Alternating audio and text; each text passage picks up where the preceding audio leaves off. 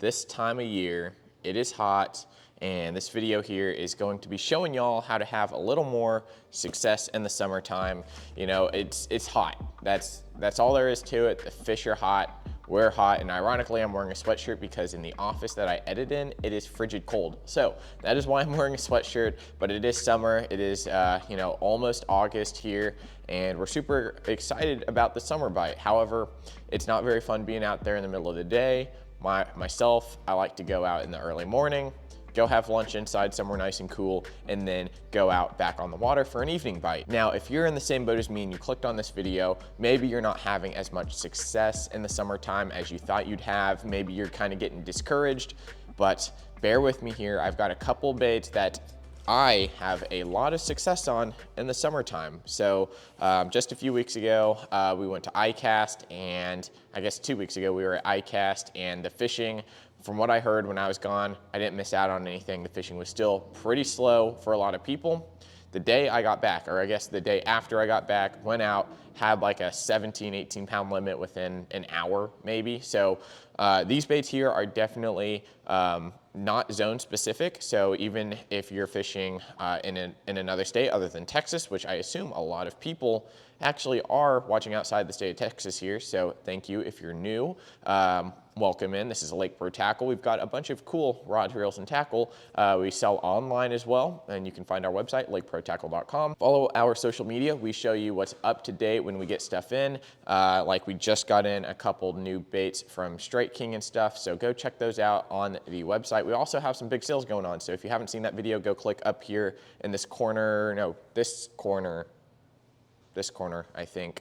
But go check those out, guys. We really appreciate it. And let's go ahead and hop into this video here. So let me structure the day. So typical summer day, it's gonna start off probably right now in Texas here. It's starting off around 85 by 6, 7 o'clock. So I am trying to get out on the water. If I am going fishing on the weekend, if I have time on Saturday or Sunday, I am getting out before the birds are even chirping. Now, if you can't swing that, no worries. This bite's gonna last a little while. I just wanna get out there, try to narrow down an area where I can catch fish on a topwater frog. Now, this guy right here, this is going to be the Spro Bronze-Eye Junior. In this color, I mean, it doesn't really matter too much. I just like the Nasty Shad. The Nasty Shad is going to be a shad pattern with a white belly on it, and it's got a little red puff at the very top. Now, this top water here, this frog, I chose it because it's the junior size, number one. And two, I'm trying to get out early in the morning so that I can actually capitalize on a topwater bite. Now, you can go two different ways when it comes to summer topwater. You can either go super, super big with something like an I-wing or like a crawler style bait, which makes a ton of noise and a ton of action, or you can go something like this. Now, you could be saying to yourself, why didn't you choose a popping frog? It's gonna be a lot bigger. It's gonna have a lot bigger presence. Now, I don't like fishing with big presences as much as I can. I consider myself a power finesse fisherman, so I'm still going to be putting this in really heavy areas. However, I want to impart as little action on the surface of the water as possible, and that's why I didn't go with a popping frog. So this walking frog here is going to be great for getting in and around any vegetation I can get around. Now, where I live, there's not too much of it, but if I go up in the river or I find little creek areas, they're going to have laydowns, they're going to have a little bit of grass in there, and with the water coming down, these fish are really going to be relating to those main target areas, such as the laydowns and the big structure that's going to be in the water. In around maybe 4 to 6 foot of water is where they're pretty comfortable and where I found a lot of fish. So, you know, first up, again, that topwater frog, you're just going to work it nice and slow. Just give it a couple walks here and there, kind of a work, let it pause, work, let it pause. And that's going to allow that fish to key in on it as you work it, you know, the first, second, and then hopefully eats it around that third time you move it. So again, first pick in the morning is going to be that guy right there. Now, next up is going to be another moving style bait, and that is going to be this guy right here. And let me go ahead and show you the card. This is a Armstrong Outfitters Tackle swim jig. Now, you know, swim jigs you might think are a really big springtime bait, a real big fall time bait, and you'd be right. You know, swim jig in the springtime and the fall time, especially in bluegill patterns, can be extremely, extremely effective. Now, this here is one of my favorite colors that Kirk makes and ties up for us here at the shop, and you can get all these baits here at lakeprotackle.com. This is a purple glimmer swim jig, so you see that right there. It's got a little violet, it's got just white pepper, it's got 3 different strands of skirt in this. So what's awesome about this swim jig here, it's 3/8 of an ounce. I also really like the V&M swim jigs, but I want to shout out Kirk's stuff here because he does an amazing job. He hand ties all these and puts on a matching trailer, which actually matches the jig perfectly. It's going to be a clear trailer, and it's going to have a little black flake in it. So it matches the jig extremely well. Perfect matches. His catchphrase is matching them, you know, tip to tail, head to tail, and he does perfectly on this. Now, I'm going to be working this swim jig in those same areas I was throwing the frog just a little bit later. So, you know, in the frog, I'm working early morning, anywhere from like 4 a.m. to around 6:30, 7 a.m. And then as soon as that bite window shuts down for that topwater, I'm gonna be moving to the swim jig, and I'm gonna be throwing this on, depending on, for rod length, if I'm working in very small areas, let's say around marina slips and very tight cover places, I'm gonna be using like a 7-foot, 1 medium heavy rod. If I'm working around big expansive areas where I need to cover a lot of water, I'm gonna be putting this on like a 7'4", maybe 7'5" rod. And fluorocarbon, when it comes down to it, 17-pound is usually my go-to. If not, 30 to 40-pound braid is also a great option here. And when it comes to gear ratio, I always have the fastest gear ratio I can possibly have with a swim jig, and that's typically, my reel of choice typically is going to be like a Corrado 150, 17-pound line again, in that 8-speed gear ratio, so that XG gear ratio.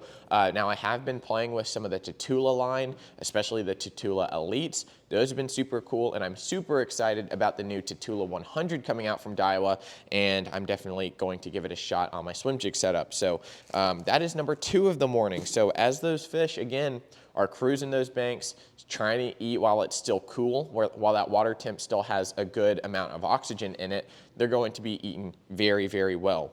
Now, next up is going to be anywhere from around, let's say, 9 o'clock to maybe throughout the rest of the day, basically. 9 o'clock till mid-afternoon is when I'm going to be pulling these out, and that is going to be my Senkos. Now, Senko's a choice. Generally going to be the Gary Yamamoto Yamasenkos, and these are going to be in the 5-inch version. I do like the 6-inch version as well, and I'm going to be putting that on a wacky rig, and the way I'm going to be utilizing the wacky rig is with the VMC crossover rings. Now, if you haven't tried these, I've done a couple videos on these in the past. These crossover rings allow you to get more uses out of your stick baits, your Senkos. They come in a wide variety of sizes, so I can Nico rig a trick worm very easily. I can put them on brush hogs. I can put them on Senkos. Come in a pack of 10, so go check all these out. They also come with pliers here, so you can buy the pliers themselves, and you can stick your packs of split rings in the pliers themselves. So these make it extremely easy for you to rig up anything that you need to rig up, and you can have them on the fly, and you're not going to waste a ton of money on losing Senkos. So my 2 hooks of choice are going to be the spear point hooks and the Gamakatsu G-Finesse hooks. Now, both these hooks here have really wide gaps in them, so they're great for wacky rigging. Now, I don't like most traditional drop shot hooks just because the gap is extremely, extremely big, like super wide open, and you tend to lose a lot of fish with those drop shot hooks or with those wacky hooks. Now, these 2 here, you know, the spear point, they have the V-grip technology in them, so you're gonna keep the fish pinned instead of having them roll around and spit your hook. The G-Finesse are going to be a really strong tournament grade wire.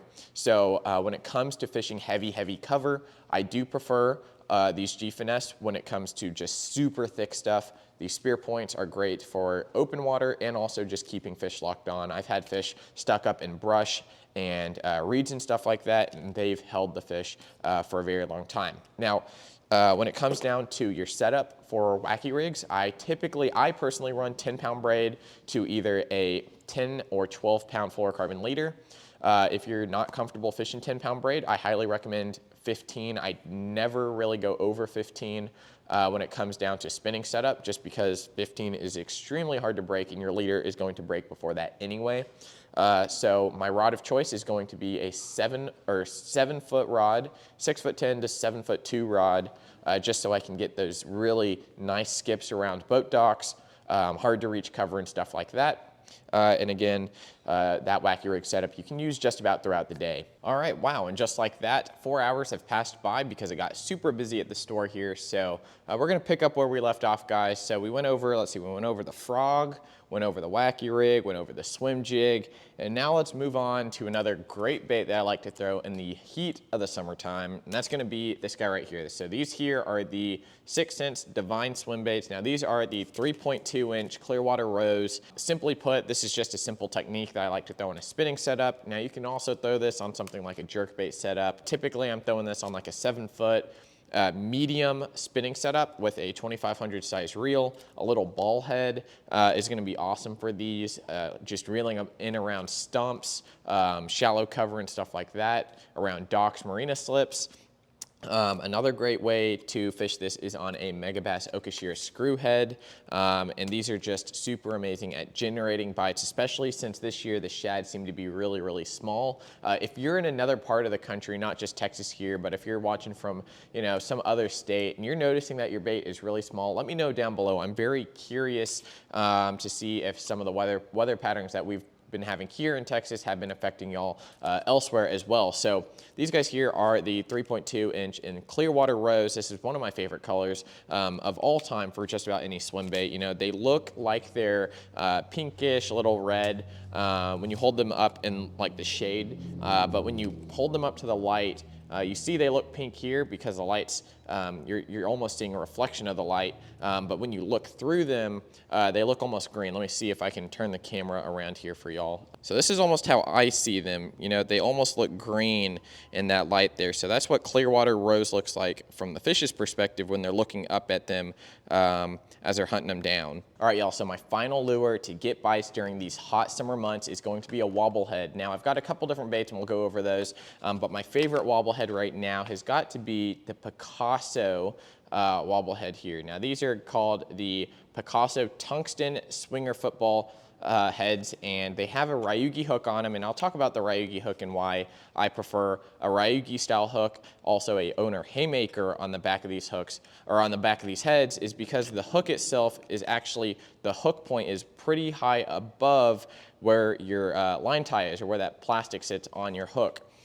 So what that allows it to do is, as you're reeling it along or moving your wobble head on the bottom, is you don't have to get a super powerful hook set into these fish because that hook point is already sticking above your plastic. And if you're reeling it through rock and stuff like that, you're not going to have to worry about getting hung up on the hook. You're mainly worried about the head, and you should be reeling just fast enough to keep it over those rocks and just kind of take the rocks, kind of like a crankbait would.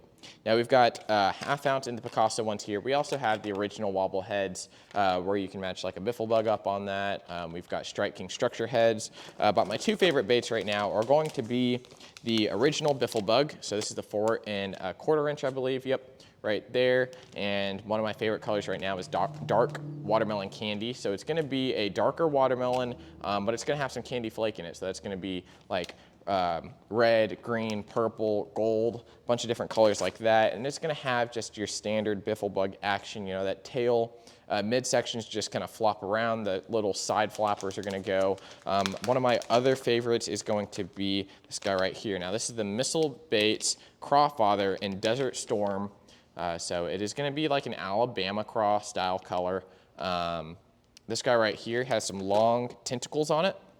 So if you imagine kind of like a speed craw, where these pinchers here, they're real small, they're gonna be almost just super fast flapping through the water column. This guy here is great at generating a ton of bites. It's a very slim profile, so you're not gonna be very intrusive with it, as opposed to these guys here. You know, the biffle bugs have a very wide profile. These guys here, the Missile Baits, are gonna be super awesome as well. So those are my 5 baits. You know, start off the morning with a frog, work to a swim jig, weightless Senko, swim bait, And finally, something like a wobble head when it gets super hot and those fish want to suck down to the bottom to stay cool. So on the wobble head, guys, I'm going to typically be throwing a casting rod for it. Now, Tim, he loves a spinning setup for it, and he's got his own little special spinning setup. But for casting setups, guys, one of my favorites is going to be something like a 7'4" to around 7'6" medium heavy rod. So you want to make sure you have enough load in that rod when they do bite it.